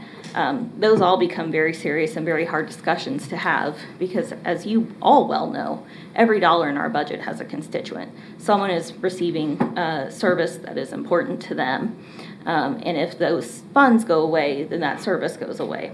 But in the long term, we know that if we create new recurring cost without new recurring revenue, we have immediately created a structural imbalance. And that is something that we saw. I'll remind you of where we were in February when we had the Where We've Been discussion. And we talked about, budget cuts and low pay raises and everything since 2010. Unfortunately, this isn't going to be something that we can fix overnight or in a year. And I know, to Joan's point, that does nothing for the departments. It still doesn't help them hire in the people. But from my perspective, we have to make sure we're responsible with our funds and not creating bigger long-term issues for ourselves by virtue of doing something today. So those are the risks that are associated with this. With potentially escalating those reclassifications into this year. The fund had in the most recent monthly report I sent you, there was a deficit of a couple million. We do know that there was a state payment timing issue, so it's not looking quite as bleak this month, but we always like to look at a complete month when full activities have occurred. So there's just some risk there, and so we would want to be cautious about how we proceed and recognize what threats are out there. So that was as quick as I could do. Okay. Thank you. Is there any questions for? Yes, Commissioner Cruz. Okay, Lindsay, so you're saying that to accelerate the pay increase, it would be $420,000 this year. Okay. And $375 would come from the revenue fund. So can you just kind of explain exactly, I just want to make sure I have this clear. The plan to do this would be $420,000 out of this year's fund. It would be $420,000 to support Comcare in general because they do have a couple funding sources. They are in tax funds and they are in the revenue fund. So that $375,000 would be the impact to that revenue fund that we're talking about that's currently running a deficit. Okay. So explain the risk again one more time for me, please. So right now we're in a position where we had at the beginning of this year a $12 million fund balance in the revenue fund. Mm-hmm. At the end of last month, we had drawn that down by $2.9 million. So we were at about $9 million. If we continue on that trajectory, which again, recognizing that there was a state payment that has since come in, mm-hmm. But if we continue on that trajectory, then the risk that we run is depleting that fund balance to the point where there is not any. The added risk comes in next year if the new model doesn't generate the revenue that's expected. And so by escalating costs into this year, we may be exacerbating a problem and speeding up when we have to start relying on the general fund to support these Comcare operations that otherwise are normally supported out of the revenue fund. So if we take into account the money that we're spending for turnover and recruitment of new employees, where does that fall in for our budget? I've asked for those numbers. I just wonder, where does that factor in? Because it's half of a salary, almost, like, what did you say, Joan? You said it was... Nationally, it's anywhere from half of the salary to 2 times the salary. Okay. And what it is locally, is that right? So I'd like to know how those costs factor into our fund here, because we're trying to lower those. Right. So the issue becomes that it's not so much a clear and direct cost that you can attribute to turnover. It is lost productivity for the staff who are having to take on that work. It's in overtime that those employees may work. There may be some costs associated with the onboarding for that new position that come on. Those are generally, at least unless something has changed dramatically since I was Comcare's budget analyst, those aren't typically hugely significant for each individual employee. So those are more intangible costs that just get kind of picked up in overall personnel. So there is an argument to be made that by hiring someone on, you reduce overtime. The problem becomes you have to hire on a lot of people before that starts to really make a dent, and you can start to see it in your budget outcomes. Well, it sounds like there's a lot to factor here. I mean, I get it that there is a crisp and clear, easy way to see if we're going to be spending this money, what it will do to our budget. But I'd like to know what those ancillary type things that we're going to be spending that just sort of get wrapped up in. I wonder how much money gets wrapped up into our budget that we're, across the organization. Right. So I think that's important for us to pay attention to. If there's a way to quantify that, I mean, that would be interesting to know how much money, our taxpayers are spending to wrap things up in our budget. How can we figure that out? I mean, we can do estimates. The problem is we're not ever going to be able to give you a precise figure. I'll use an example from, probably 4 or 5 years ago now with 911, where we had such significant overtime that the analysis was done of how many positions could we create out of that money that was being spent on overtime to try and alleviate that. So we put those positions on the staffing table, of course, and the issue always becomes how do you recruit and fill those? And so in that case, it didn't quite have the intended effect. So that's the risk is if you don't have a pipeline to get the people in, does that necessarily solve the problem? One of the things that we do know that there is a lot of ARPA money out there is for workforce development and growing a public health workforce. We are optimistic and hopeful that we can go after pots like that and try and find creative ways to try and help not just the health department, but any facets of our organization that provide public health services, as Joan alluded to, mental health. So we're still looking at options to try and help with the pipeline, to try and help with addressing some of these root causes, but unfortunately, it's just nothing we're going to be able to do overnight. Well, we had talked about, Dr. Sherry Utash and I had talked about creating sort of a entry level, I equate it to a med tech at a nursing facility, right? You have those types of positions that start in, that help with the higher level positions. I don't know. I mean, that's sort of pie in the sky. I don't know regulations and all of the sorts of Kansas statutes that we have to follow as far as positions to be filled and whatnot. But I wonder, how we're sort of thinking outside of the box. Yeah, our lowest level position is, in terms of credentialing, is a peer support, somebody with lived experience. We don't have any billable activity or codes that we can apply to that. Yeah. Could we? Don't think so. I don't know of them.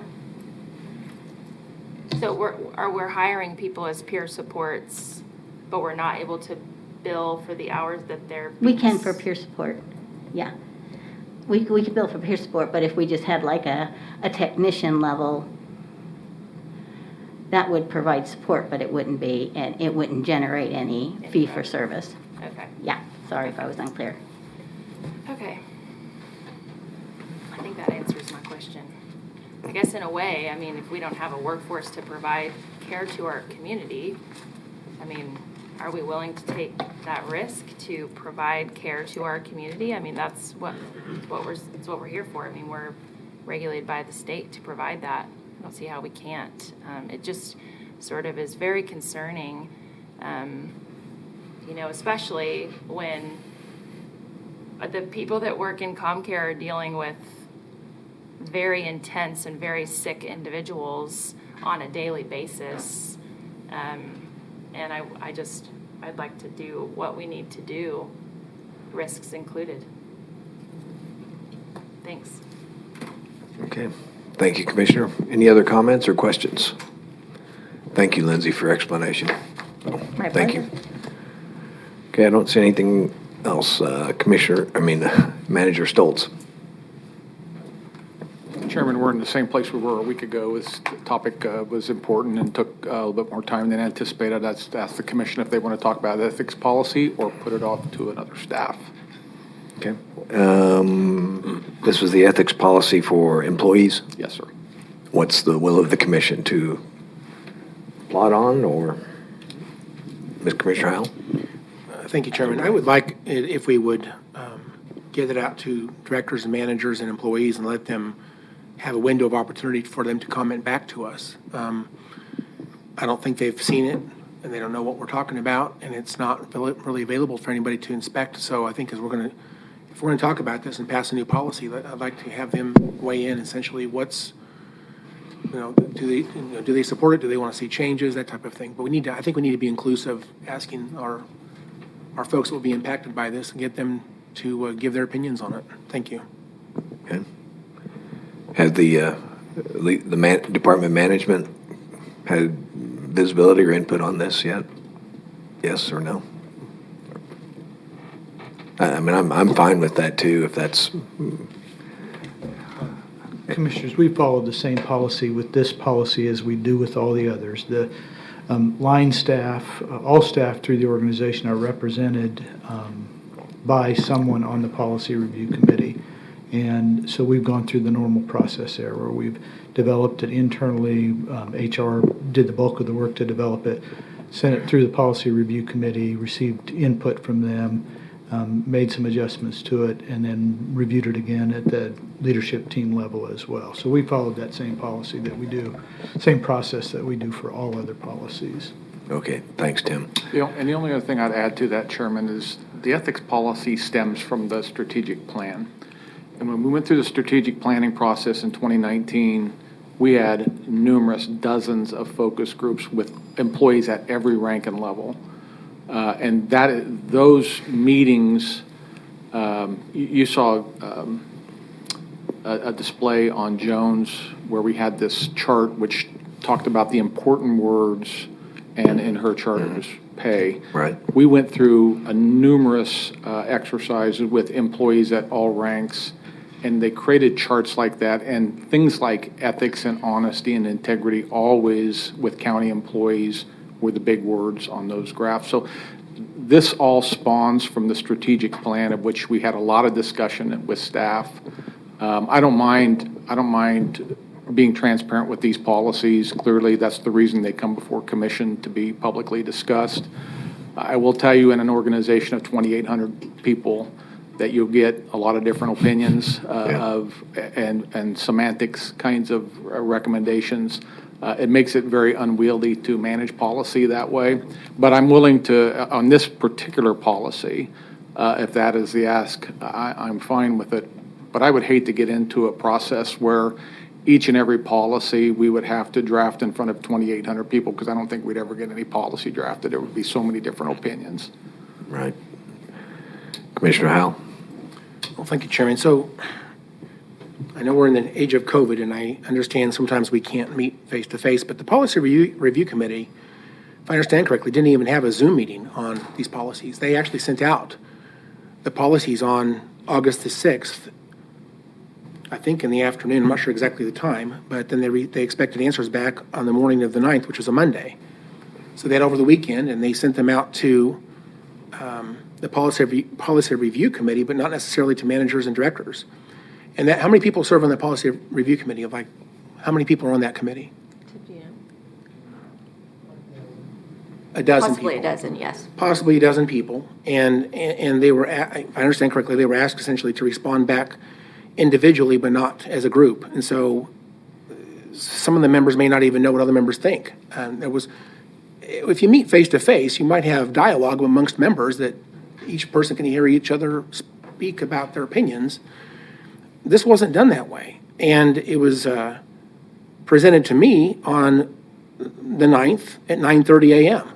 We actually had two things scheduled that day. That was the employee ethics policy and the, what's the other policy called? I believe it was originally. The dispute resolution policy. We never even got to the dispute resolution policy.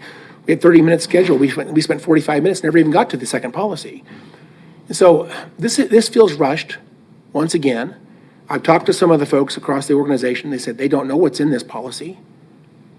These are managers and directors that don't know what's in this policy. Now, they may have representation on the policy review committee or on the leadership committee, but we're essentially pushing through a policy that has meaning, and the managers and directors don't have awareness of what's on there. And it was, again, given out to this committee on an email on Friday and expected answers back on Monday morning. This is not a good process. We can talk about how great the process is. It's not a good process. This is not transparent. It is not inclusive. It's not listening. And we're jamming this thing through quickly, and I don't know why. I want this to slow down and let the employees and managers know what we're doing, as well as the public. If we don't want to hear from 3,000 employees, I understand that, but I do think we need to hear from at least the managers and directors, and I think that the current process is not the way we should do business. Thank you. Commissioner Lopez? Thank you. Where are we with the employee group that we've kind of been talking about? Have we done any? I mean, where are we at with that? Actually, staff's tackling that as, we would like to create that group as a standalone policy in and of itself. And so we're determining what that group makeup would look like, how they would be selected or nominated or voted in. So we're having that staff discussion, but we see that as its own policy. The other comment I'd like to make is we did have a manager's brown bag in early August where we had about 40 people there, all department directors, row office electeds were invited. And we did, Sheena, at that time, we did talk about policies moving forward. So I'm not sure which directors have not heard about an ethics policy. It's possible, Commissioner, you're right. But we did have a discussion at that brown bag about the ethics policy as well, in addition to the PRC. So I'm sorry, Commissioner, I interrupted you. No, that's okay. So those brown bags, are those pretty much just management level? This particular brown bag was just management levels, all department directors and elected row offices. Okay, so I think it's going to be really important to get that employee group set up because, we have to do better about really engaging our employees. At the end of the day, they're the ones who run this county, and we need to make sure that we're doing everything we can to empower them and encourage them to be a part of this solution. And with a policy like this, I think that group would be ideal to be able to look that over and really be a voice to our staff and not just management level and above. So I agree that I would like to see a little bit more input from just our employees and see what they feel about this. And I'm not saying we have to, change everything because we have 20 or 2,000 different opinions that are conflicting. But I do think it's important that we hear from them and see what's going to be most important and where they want to see changes. And if there's a significant amount that feel the same way about something in particular, I think that's when we can really look at that as well. But I would love to see that employee group get set up as quickly as we can and have those individuals that serve on that be nominated by staff, so it's a good representation of who our staff wants on that and not just appointed by anybody. So, if you could just keep me updated on that as it goes, I'd appreciate it. Thank you so much. We have talked about also on the policy review committee, which are people selected by divisions or rural offices, but they generally turn out to be management level people. We've talked about inserting employees onto that committee as well. Specifically now, since you do have the ability, we've Zoomed a lot of calls. You can increase your population and get input and expand that. So we've talked about that as well. I don't have any problem slowing this down. This is an important policy for the organization because I mean, I just can't imagine an organization of 2,800 people where you don't have an ethics policy, particularly in government. It didn't seem right when I became the manager, even as the deputy manager. It just didn't seem right that we didn't have a good, clean, crisp ethics policy. We talked about it in the strategic plan, and you're right, Commissioner, it is very important. So to tap the brakes and really analyze and look at this and get input, I'm okay with that. I just want to make sure that we're not having this discussion a year from now, that we continue to move this forward and get as much input as we can quickly. Commissioner Cruz? Thank you. At the beginning of this, I kind of made a comment about words matter, right? And I think that it's important for us to understand that this is not staff trying to rush this through in any way, shape, or form. I feel like we're filling it out. I think it's a process that we're trying to get through. I appreciate your comments around, it's okay to slow it down. But I think insinuating from the bench that staff is trying to run this through like there's something wrong with it or there's something that they're trying to mull over people's eyes, I think is really, I don't agree with that. And so I just want to make sure that, I know you guys are doing your due diligence. And it's important for us to make sure that we support you. I want to support you and make sure that staff understands that we're doing the best we can here. There's a lot going on. So please know that I don't feel you guys are running this through and trying to pull the wool over anybody's eyes. Okay. Commissioner Howell, if I can say, so is the policy that we're talking about, this is the one 4.507? Okay. Correct. So it's 1.5 pages.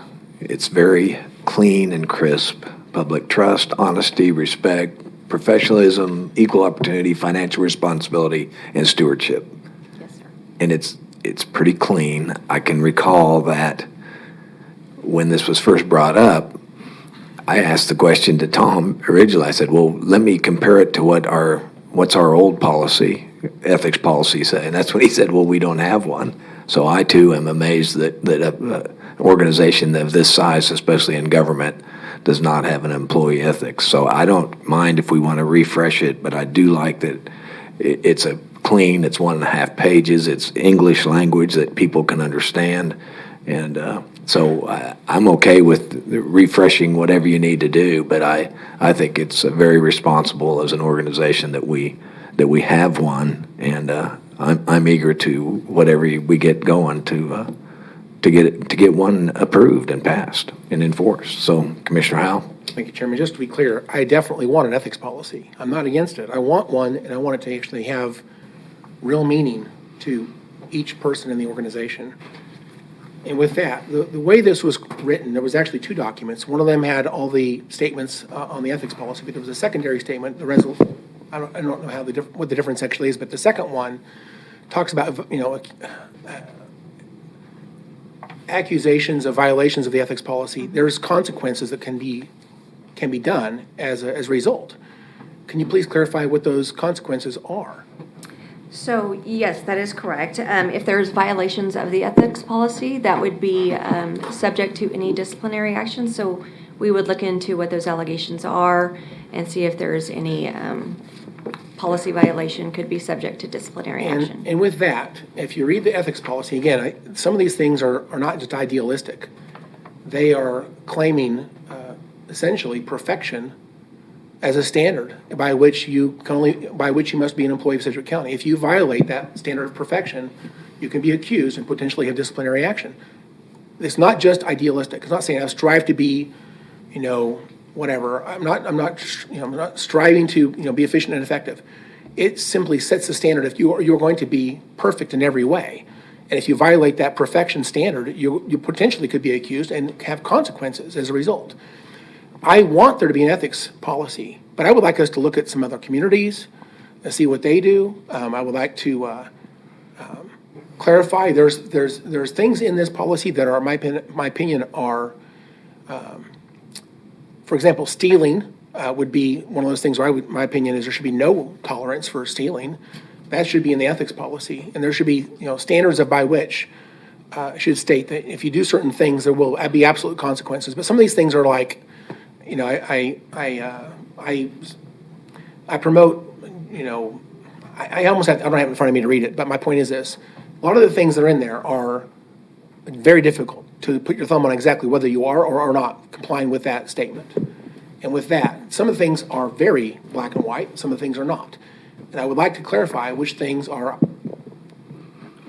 objectives and idealistic versus those things that are absolute unethical acts that should be dealt with as a disciplinary action. So I think there's work to do here. And I agree that we definitely need one. To the accusation that I'm being negative towards staff, I'm not trying to be, but the optics do matter. If I'm correct, this was sent out on the 6th and expected answers back on the 9th in the morning, that doesn't look good. And I think that feels like it's rushed. And I don't know what types of drafting changes were made as a consequence of anything received from the Policy Review Committee. Or if someone made a recommendation for a change and you didn't even have time to incorporate that change and essentially go back to the PRC for another review, then that feels kind of rushed to me. Thanks. Okay. Well, I don't really see, again, you're having an opinion. The details of stealing versus, you could go on and on with what might be some kind of is not something that I'm in favor of in an ethics policy. I think a global, easy to understand English language is just, from my perspective, is what we need. And especially with your human resources background and your HR and your ability to go to other ethics policies around the country and help incorporate a solid one is from my perspective is fine. So, but I'm okay with you. Let it be reviewed. I don't need to see if somebody is playing their music too loud at their desk or something like that. Those details are not part of what I would think would be in a quote ethics policy. But I'll leave it up to you and as an expert in your history. Okay. Any other comments? Okay. So we have actually had a discussion about ethics policy as we're coming back to review it again in a future date. So what else, Tom? That's all we had, sir. Okay. Sheena, thanks. Thanks again. Tim, thanks for your help. Sorry. Commissioner Howell. Just a comment and maybe a question, but I would just make a comment that I don't think this retention challenge is any one department. We are having retention challenges across the organization. Please clarify that. We talked about 5, or I think even 6 parts of our organization that we're handling with some tender loving care policy adjustments, potentially trying to deal with those particular 6. But we have retention challenges across the organization. I think every office is dealing with this. One of the commissioners made the comment during the discussion that this is, it is cross-spectrum. So yes, to answer your question, Commissioner, across the organization, workforce right now is a challenge for all of us in any industry. We've had numerous discussions with hospitals, clearly. We have discussion with aerospace, manufacturing, and right now workforce, not only in our region and our state, but in our country is a challenge. So I think the county is not unique in that, but across our spectrum, we are having workforce issues, but clearly some areas that we have identified have, and I look at it just logistically, when you get down to 80% staffing in certain areas, and it's a service-related industry that you're talking about, you then begin to lose your ability as an organization to provide service. Well, I'm afraid that other parts of the organization that have not been highlighted in this discussion, they may feel like they need to speak up and say, well, what about me? And I agree. Let me just let them all know we're aware. We know we've got an organization-wide challenge. It's not just these 6. It's everywhere. But we're going to talk about these 6. We've already dealt with a few of them, but I know we have a proposal for EMS and for the facilities maintenance coming. Is that going to come to us on Wednesday this week? Yeah, tomorrow, sir. Very good. Tomorrow. And then finally, my final question or comment is this. I understand that Attorney General Schmidt issued an opinion. Apparently, the Kansas Supreme Court did make a statement regarding Senate Bill 40. I want to know, from our perspective, what does that mean? Mr. Papoon, if you'd be willing to explain that. Yeah, Commissioner, I haven't had a chance to really look at it yet, but I think you did send me linked to an article which I looked at. It looks like the Kansas Supreme Court has stayed the judge's order in Johnson County until it rules, which means that judge's order wouldn't have any effect right now in Johnson County. But of course, down here, we have never considered that judge's order in Johnson County to apply to Sedgwick County because it's just a district court judge ruling. But it would affect things going on in Johnson County if, in fact, the Supreme Court has stayed that order. So for clarity, what that means is, right until the Supreme Court rules, and should they rule that the Senate Bill 40 is unconstitutional, which is what they might do sometime in September, I understand. Unless they do that, Senate Bill 40 stands, which means that local government has the authority then to establish health orders in Sedgwick, or in each county. Is that correct? Well, again, we have said Senate Bill 40 doesn't have any effect in Sedgwick County anyway. But in Johnson County, it would say that the judge's ruling declaring it unconstitutional would not be currently in effect until the Supreme Court rules. All right. Thank you for the clarification. Okay. Okay. Anything else? I don't see any other business, so we will see everybody tomorrow morning at 9 o'clock. Thank you.